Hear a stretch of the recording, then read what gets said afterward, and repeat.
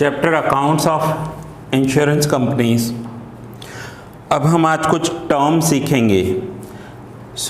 ये इस बुक में पेज नंबर 302 पर दिया हुआ है, री इंश्योरेंस।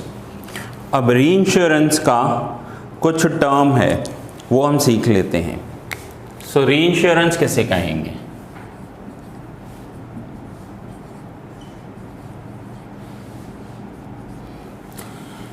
लास्ट लेक्चर में जब मैंने आपको फॉर्मेट एक्सप्लेन किया था तब उसमें एक वर्ड आ रहा था सीडेड,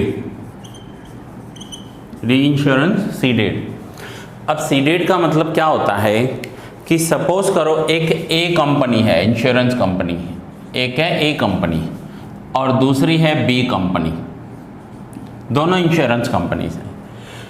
अब जब कोई इनके पास छोटा सा इंश्योरेंस लेने जाता है, से एग्जांपल लाख, 2 लाख, 5 लाख, 50 लाख, तो ये इंश्योरेंस कंपनी क्या करती है, प्रीमियम भी खुद लेती है और रिस्क भी खुद लेगी। अब सपोज करते हैं एक एग्जांपल के साथ कि किसी ने ए कंपनी को कहा कि मुझे 50 लाख रुपए का इंश्योरेंस चाहिए। तो एक छोटा सा अमाउंट है इंश्योरेंस कंपनी के लिए, हमारे लिए बहुत बड़ा अमाउंट है, बट इंश्योरेंस कंपनी के लिए एक छोटा सा अमाउंट है 50 लाख रुपया। इंश्योरेंस कंपनी क्या करेगी, ठीक है 50 लाख रुपए का इंश्योरेंस ले लिया। अब इसके सामने प्रीमियम मिलेगा इंश्योरेंस कंपनी को। सपोज करते हैं कि वो प्रीमियम 50,000 है, तो ये इंश्योरेंस कंपनी की हो जाएगी इनकम। और अगर कभी क्लेम आया तो ये इंश्योरेंस कंपनी का हो जाएगा एक्सपेंस। अब एक एग्जांपल के साथ कि आज इंडिया से कोई एक्सपोर्ट कर रहा है बाहर, कंटेनर में जो गुड्स हैं वो 50 लाख रुपए के हैं। कंटेनर 15 दिन पानी में रहेगा, सी रूट से जाएगा, समुंदर से जाएगा। कंटेनर अगर बीच में डूब गया तो इंश्योरेंस कंपनी को 50 लाख रुपए देने होंगे। और कंटेनर सक्सेसफुली सामने वाली कंट्री में पहुंच गया 15 दिन में, तो ये 50,000 की जो इनकम होगी वो हो गई इंश्योरेंस कंपनी की इनकम, वो वापस नहीं मिलेंगे। अब ये तो एक छोटा सा अमाउंट है, बट ऐसा भी देखा गया है कि अब सेकंड एग्जांपल ले लेते हैं। सेकंड एग्जांपल में क्या लेते हैं कि एक कंटेनर यहाँ से जा रहा है जिसकी वैल्यू है 500 करोड़ रुपए। अब 500 करोड़ का कंटेनर है तो इसका प्रीमियम भी मिलेगा 5 करोड़ रुपया। अब ए कंपनी के पास एक कस्टमर आ रहा है, बोला मेरा कंटेनर जा रहा है, 500 करोड़ रुपए के गुड्स हैं उसमें, ठीक है, और ये रहे उसके बिल्स, वैल्यूज, मुझे इंश्योरेंस करवाना है। इंश्योरेंस कंपनी ने कहा ठीक है हम 5 करोड़ रुपया चार्ज करेंगे आपसे। अब इसमें क्या होगा, अगर कंटेनर सक्सेसफुली 15 दिन में सामने पहुंच गया तो 5 करोड़ रुपया इंश्योरेंस कंपनी की इनकम, और बीच में डूब गया तो उसे कितना देना पड़ेगा, 500 करोड़। अब ये तो बहुत बड़ा अमाउंट हो गया। इंश्योरेंस कंपनी को लग रहा है कि ये रिस्की होगा थोड़ा उनके लिए, क्योंकि इंश्योरेंस कर क्या रही है, एनी हाउ रिस्क उठा रही है कि आपका रिस्क हमारा हो गया। और ये व्यापारी क्या सोचेगा कि 500 करोड़ में वैसे ही ये 100 करोड़ कमा रहा होगा, तो अब ये सोचेगा कि 500 करोड़ में 100 करोड़ तो कमा रहा हूँ मैं, इंश्योरेंस करवा ही देते हैं, अगर डूब गया तो पैसा तो सेफ रहेगा, और नहीं डूबा तो 100 में से 5 करोड़ कम बचेगा। इतना ही होगा ना, 100 करोड़ में से 5 करोड़ कम बचेंगे, तो 5 करोड़ का इंश्योरेंस ले लिया उसने। अब इंश्योरेंस कंपनी को डर लग रहा है कि ये कंटेनर बीच में डूब गया तो लेने के देने पड़ जाएंगे, 500 करोड़ का क्लेम देना पड़ेगा, हम रिस्क उठा रहे हैं। तो A insurance company B insurance company को इनवाइट करेगी और बी को बुलाकर बताएंगे कि देखो भाई ये एक क्लाइंट है, 500 करोड़ का इंश्योरेंस लिया है इसने, 5 करोड़ रुपया प्रीमियम चार्ज किया है, हमें इस रिस्क को आपके साथ शेयर करना है। बी ने देखा, बी ने कहा ठीक है मैं एक्सेप्ट करता हूँ। अब दोनों आधा आधा करेंगे, तो दोनों आधा आधा करेंगे तो इसका मतलब क्या होगा कि 500 करोड़ में से 250 करोड़ रुपए की रिस्क जो होगी वो बी कंपनी की हो जाएगी, और उसके सामने 5 करोड़ के इंश्योरेंस में से 2.5 करोड़ यानी 2 करोड़ 50 लाख इनको मिलेगा। तो ये जो क्लाइंट है ना, ये क्लाइंट सीधा 5 करोड़ देगा ए को, ए ने इंटरनल शेयर कर दिया है रिस्क को बी के साथ। अब ये कंटेनर इंडिया से निकलेगा और अपने डेस्टिनेशन पर सक्सेसफुली पहुंच गया तो ए ने कितना कमाया, ए को मिले 5, लेकिन 2.5 तो उसको दे दिए, तो बाकी बचा कितना, 2.5 करोड़। लेकिन कंटेनर बीच में डूब गया, कोई भी एक्सीडेंट हुआ, तूफान आया, तो अब क्लेम देना पड़ेगा 500। तो क्लाइंट को तो ए कंपनी दे दी 500 करोड़ का चेक देगी, लेकिन उसमें 250 करोड़ बी को देने पड़ेंगे। तो बी क्या करेगा, अब रूट सिस्टम को समझना। और जिसने ये इंश्योरेंस लिया है ना, सपोज करो वो मिस्टर एक्स है, उसका नाम है मिस्टर एक्स। तो मिस्टर एक्स ने 5 करोड़ का चेक दिया किसको, ए को, लेकिन ए को देने के बाद जब मिस्टर ए चला गया तो ए ने 2.5 करोड़ रुपया बी को बेच दिया। अब बी को 2.5 करोड़ मिल गए तो बी की इनकम हो गई। अब सक्सेसफुली कंटेनर पहुंच गया तो दोनों ने 2.5 करोड़ कमा लिए, 2.5 करोड़ कमा लिए। लेकिन अगर डूब गया तो मिस्टर एक्स आएगा ए कंपनी के पास कि देखो समुद्र में डूब गया कंटेनर और मेरा 500 करोड़ का रिस्क था आपके पास, 500 करोड़ रुपया दो मुझे। तो ए कंपनी को चेक देना पड़ेगा मिस्टर एक्स को, कितने का, 500 करोड़ का। तो मिस्टर एक्स को चेक देने से पहले ए कंपनी बी को कॉल करेगी कि जिस कंटेनर का हमने आपको प्रीमियम दिया था वो कंटेनर डूब गया, ये इसको प्रूफ, कंटेनर डूब गया है। अब आप 250 करोड़ का चेक भेजो तो हम सामने मिस्टर एक्स को 500 करोड़ का चेक दें। तो अब यहाँ पर बी को 250 करोड़ देने हैं ए को, और ए 500 करोड़ देगी एक्स को। एक्स को तो पता भी नहीं था कि उसका रिस्क शेयर किया गया है, और उसको बताने की ज़रूरत भी क्या है। एक्स को क्या मतलब है कि उसका रिस्क कवर होना चाहिए, कंपनी ने कवर कर लिया। एक्स यही सोचेगा कि मैं आम खाऊंगा, ठीक है, मुझे कुछ और कोई काम है नहीं, मुझे नहीं गिननी गुठलियाँ, तो मुझे आम खाने से मतलब, तो उसका तो रिस्क ले लिया गया, उसको पैसा मिला। अब ये तो है 2 कंपनियाँ, यहाँ 3 भी हो सकती है, 4 भी हो सकती है, 10 भी हो सकती है।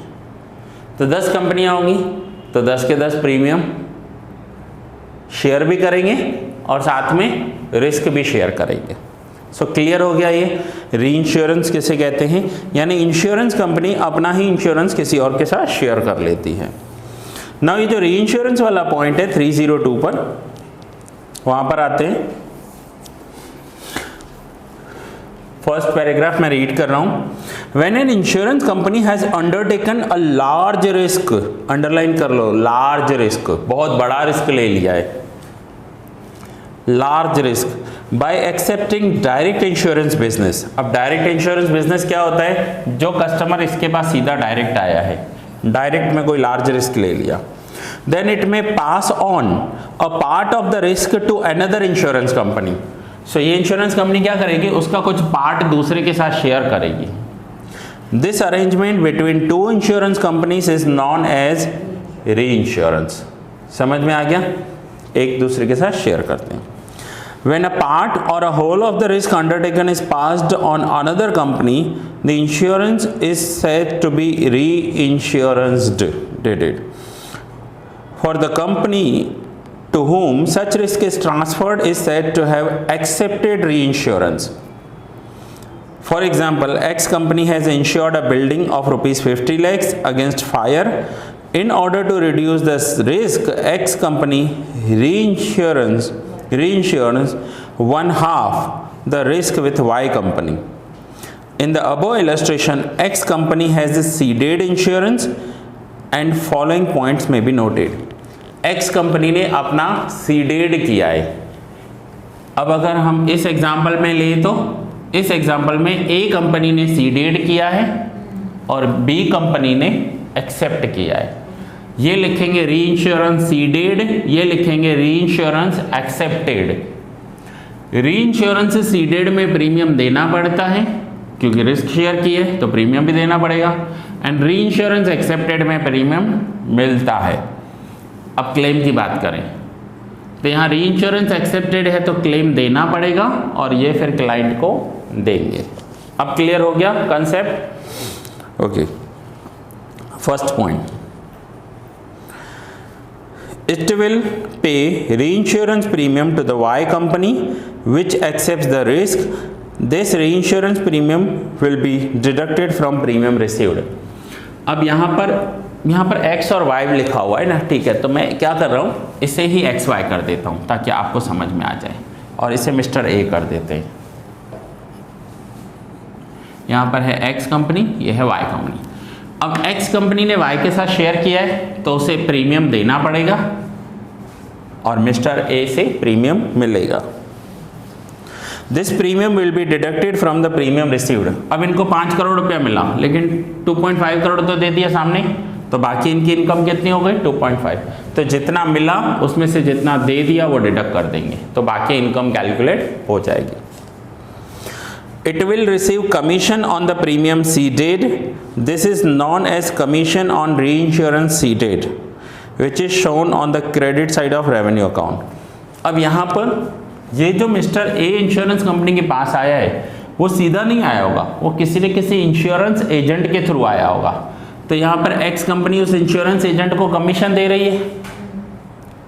तो अब एक्स कंपनी जब वाई के साथ शेयर कर रही है तो वाई को बताइए, देखो भाई 5 करोड़ तो मिले हैं, लेकिन उस 5 करोड़ में ना 1 लाख रुपीज़ का कमीशन दिया है हमने अपने एजेंट को। तो आप एक काम करो, 5 करोड़ का 2.5 करोड़ तो हम आपको दे रहे, लेकिन उस एजेंट के लिए 50,000 आपको देने पड़ेंगे, क्योंकि वो एजेंट जो है वो ए कंपनी से कमीशन ले रहा है, सॉरी एक्स कंपनी से कमीशन ले रहा है।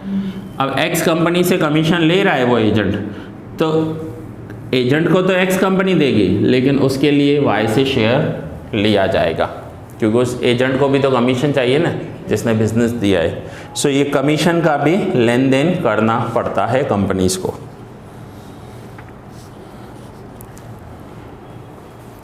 Third point, it is entitled to recover pro rata claim from the accepting company Y company. अब प्रो रेटा क्या होता है?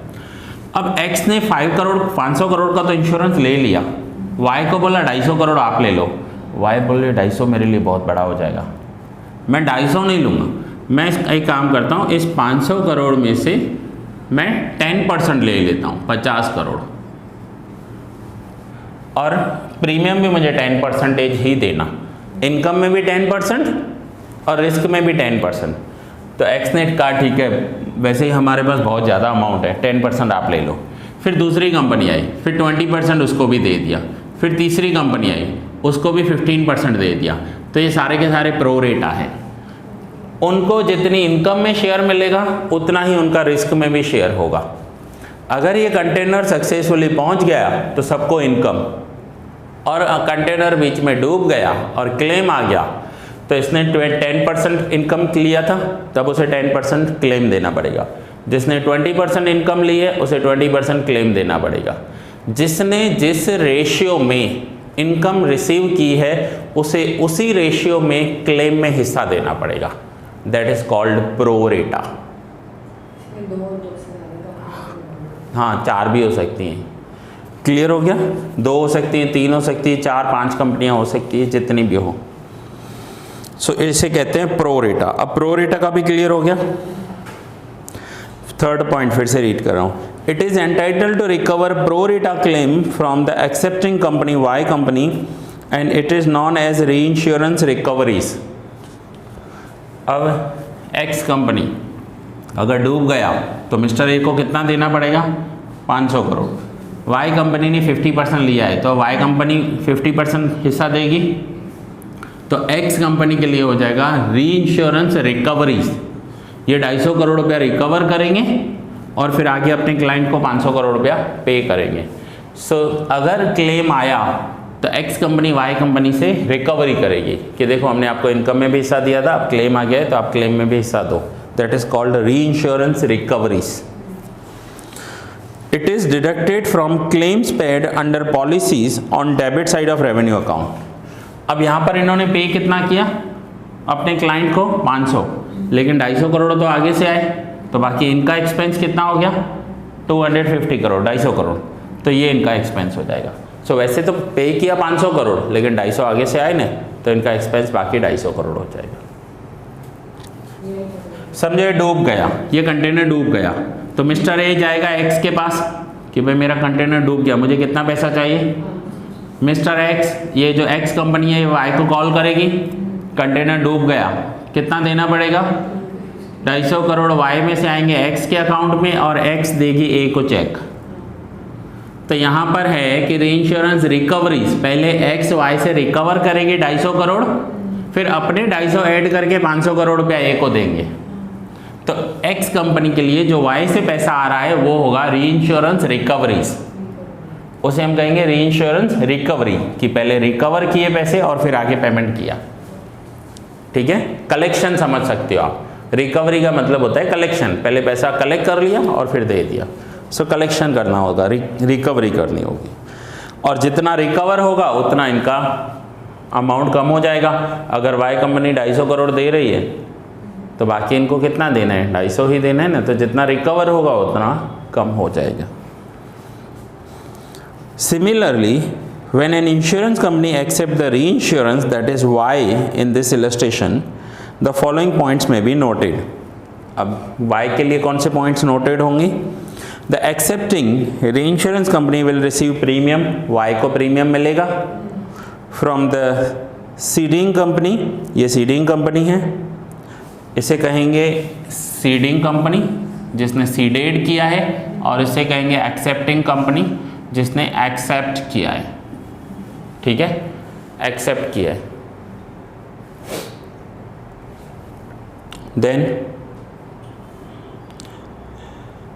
The company will have to pay commission. अब कमीशन वाले पॉइंट्स तो हम सम्स में ही समझेंगे कि कैसे सम्स में करेंगे। ठीक है, द एक्सेप्टिंग कंपनी जिसने ये एक्सेप्ट किया है विल हैव टू पे its share of loss in the event of claim. अब अगर इन्होंने एक्सेप्ट किया है तो इन्हें लॉस पे करना पड़ेगा।